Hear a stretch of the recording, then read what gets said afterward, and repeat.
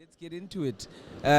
Welcome to the Transnet podcast. We're on the sidelines of Mining Indaba 2024, and we're finding new ways of doing business for the future of African mining. And today, my guest is Jabu Mdaki, the Transnet Port Terminal CEO, the man in the hot seat. I want to jump into maybe focusing on the recovery plan. Yeah. And everyone's talking about it here at Indaba, the Transnet recovery plan. Give me maybe your view of the plan and its key pillars from the perspective of your OD. Okay. No, I think the recovery plan, it will be remiss of me not to talk about the big number. We are all focused on ensuring that TFR is enabled to deliver that 154 million tons. Yes. For us, that is important because we handle the cargo that TFR delivers. Yes. In Richards Bay, we are running a bulk and multi-purpose terminals. In Saldanha, we are running the biggest iron ore terminal. So we need to be able to handle those trains efficiently so that we can then turn them around and TFR can be able to go and get the cargo and bring them back to us. In the Eastern Cape, as well as in Saldanha, we're running the manganese. So there is a number of commodities that we're supporting. But for TPT specifically, the big number is on the containers. Yes. Yeah, we need to achieve 4.229 million TEUs across all our container terminals. We know that in December, for example, in the build-up to December, we're faced with a congestion in Durban, and I'm happy to say that we have been able to reduce that to, this morning is about 7 vessels that we've got there.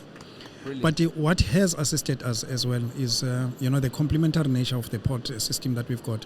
Eastern Cape really has been performing quite well, especially NCT and PCT. So we've been able to do some divergence there. In Durban itself, it will be remiss of me not also to mention, the stellar performance that we've been seeing from Pier 1 as well as Durban Multipurpose Terminal. That also talks then to the efficiencies. It's not just going to be the numbers that are going to be on happening. The ground, Yes. But where we still face a challenge, and there's a lot of work that we are doing, it's in Cape Town City, not Cape Town Container Terminal. We are doing a lot of work to improve the efficiencies there. And there's a lot of resources that we have invested on the ground to assist the team to be able to improve the efficiencies. Cape Town at this stage for us is a special case because we are in season in terms of the exports. The agri sector is doing. But immediately after we finish this one, obviously the citrus exports will be starting. We want to be in a better position than where we are. But we are seeing the gradual improvements. We're seeing the turnaround. Now, we're talking about those improvements, those turnarounds, working with industries, particular industries like agri. Maybe give us some insight into how you work with different stakeholders to achieve some of the plans and I would say the executions that you're looking to do to make, to increase efficiency but also effectiveness. Okay, so the big thing for us, whether it's TPT or Transnet, is collaboration. Yes. Collaboration with our stakeholders, with the private sector, and with the customers. So the vessel turnaround, for example, or congestion that we have reduced has been in collaboration with a lot of the shipping lines and also the customers. That's why we're able to redirect divert some of the vessels to other ports. They also have made it possible to do that where we needed help or where they needed to invest some of their resources to assist with that. They've been more than willing to do that.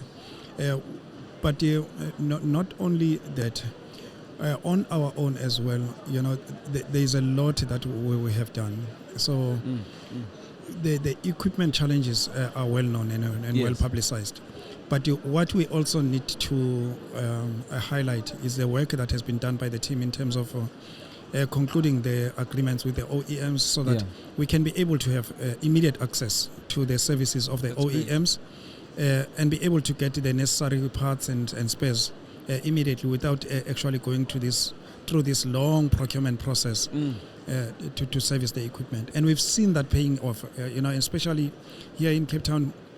There was a point where we were down to about 11 RTGs, rubber-tired gantries that move the container boxes. Yes. Now we are consistently above 20.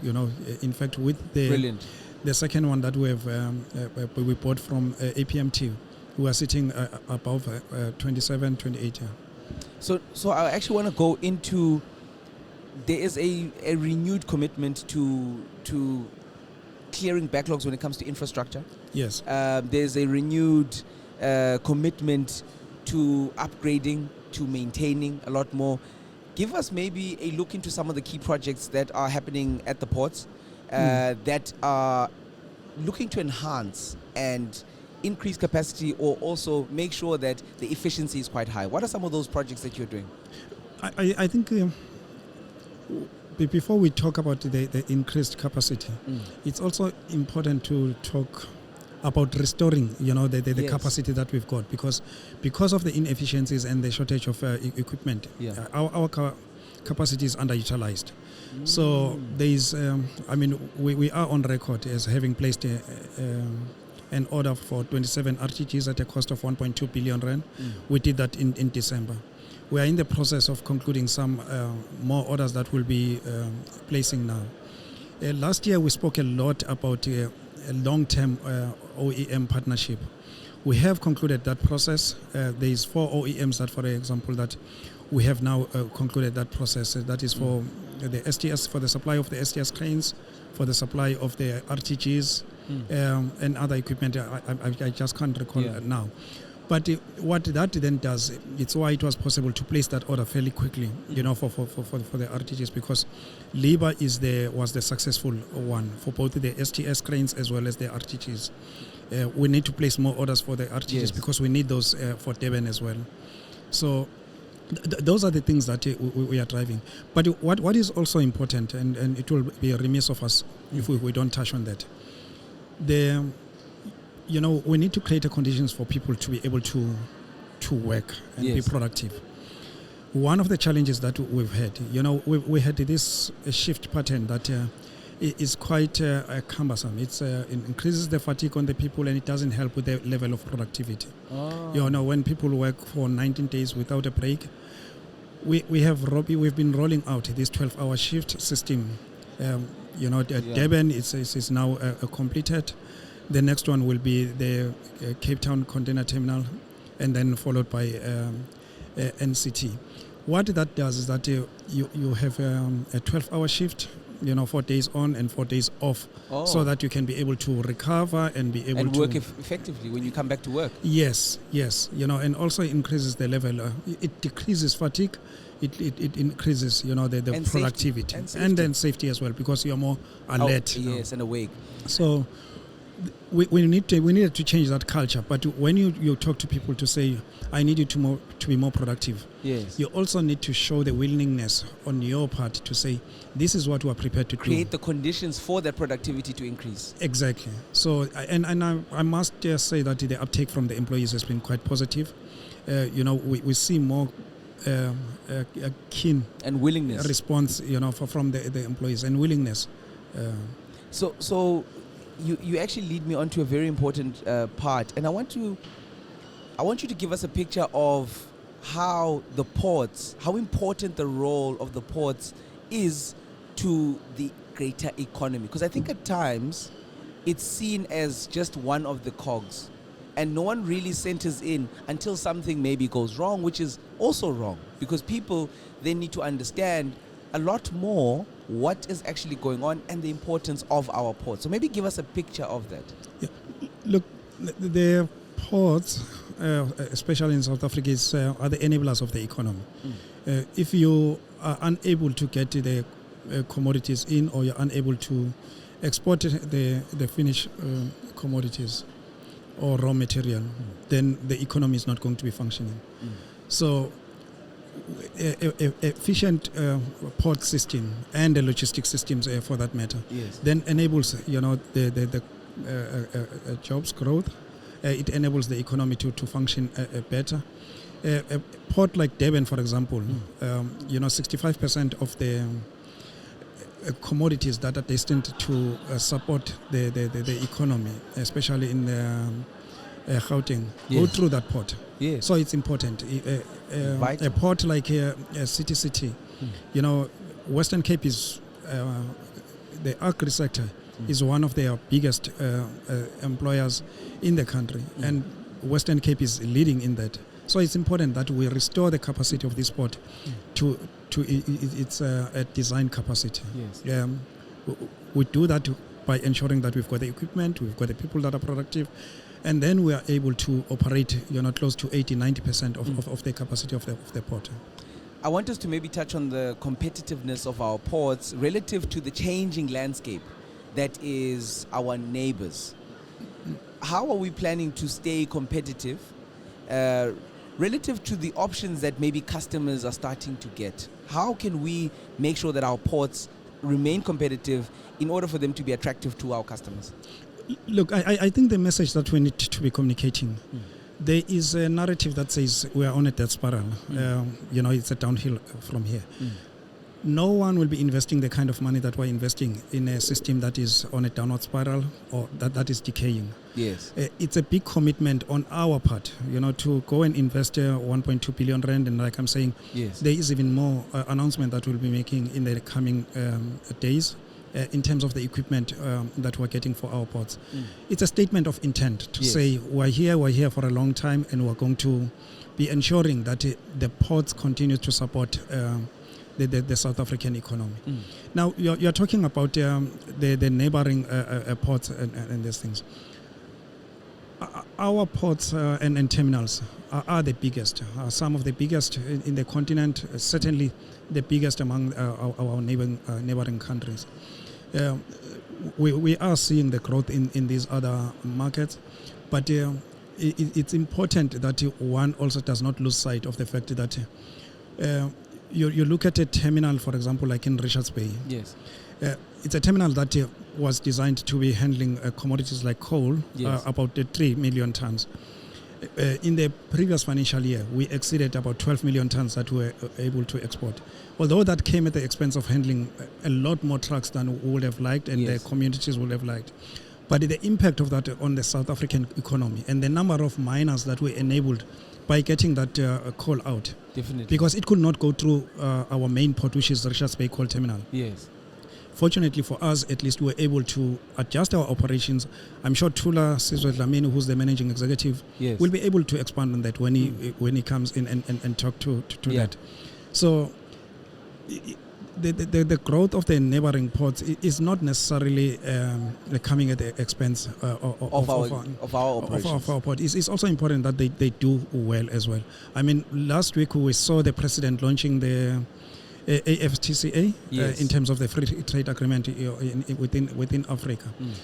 That talks to the integration of the African economy, But for that to be able to work well as well, all the components within the African continent need to be able to be strengthened so that they can be able to work to function.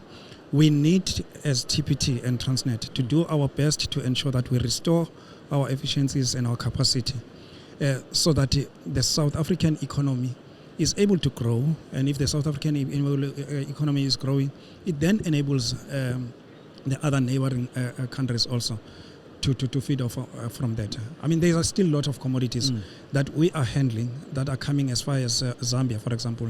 We handle a lot of copper that is coming from there through our ports in Durban.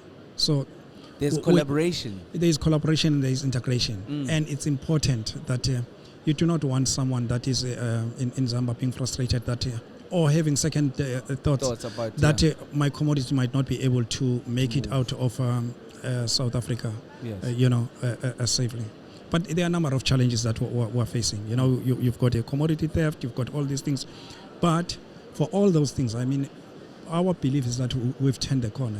The systems and the processes that we've put in place have kept that. And I hope that, especially in a port like Richards Bay, there's a lot of work that has been done, and Tula will be able to talk to that too. Brilliant. I want to talk about how we measure success going forward.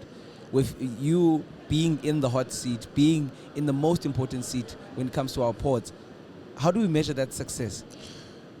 So it's going to be in numbers. I spoke about what we need to be achieving now when we finish this financial year in terms of the containers. 4.229 million TEUs. It's a challenge. We are extremely challenged to do that, but the team is up to the task. Everyone is focused on that. If you know TPT, yes, we are taking inspiration from the Springboks. Yes. The Springboks talk. The documentary that spoke about chasing the sun. Chasing the sun. We adopted that throughout the financial year to say we as TPT are going to be chasing the sun, and these are the numbers that we'll be chasing. So success for us will be reflected in the numbers. For the next financial year, we need to achieve 4.4 million TEUs. Yeah, and it's a big jump considering that we've stagnated around about 4 million TEUs. Other big number, which is also then linked to what TFR needs to do on the iron ore, we need to achieve 55 million tons on that Saldanha corridor. The other commodities that we are supporting as well needs to achieve their numbers. Unfortunately, I can't be able to talk to them, but it speaks to magnetite, it speaks to chrome, it speaks to manganese. Those are critical. And the other success story that we don't talk more often about, on the agri sector, we've been able to resuscitate, the East London grain elevator. We are exporting successful there, which is supporting our farmers as well. In Durban, we've successfully again resuscitated the Durban Agri Terminal to such an extent that when we start the year, you'll find the slots are fully sold out, so that we can be able to support the farming That's amazing sector news. To get the product out. Before you cut me off, because I can see that you are losing patience with me, I think it's also important. Please it's important that throughout all this, we've been working very closely with labor. We get into the room, we have discussions, we share the plans with them. They come up with the ideas, and the support that we've been receiving from them and the input is just incredible. Because I think we find a place where we both can say that we care about the organization, we care about the wellness of the employees, we will do what is right for the employees and the organization. And both of us have a common sense of responsibility of how we are going to steer this organization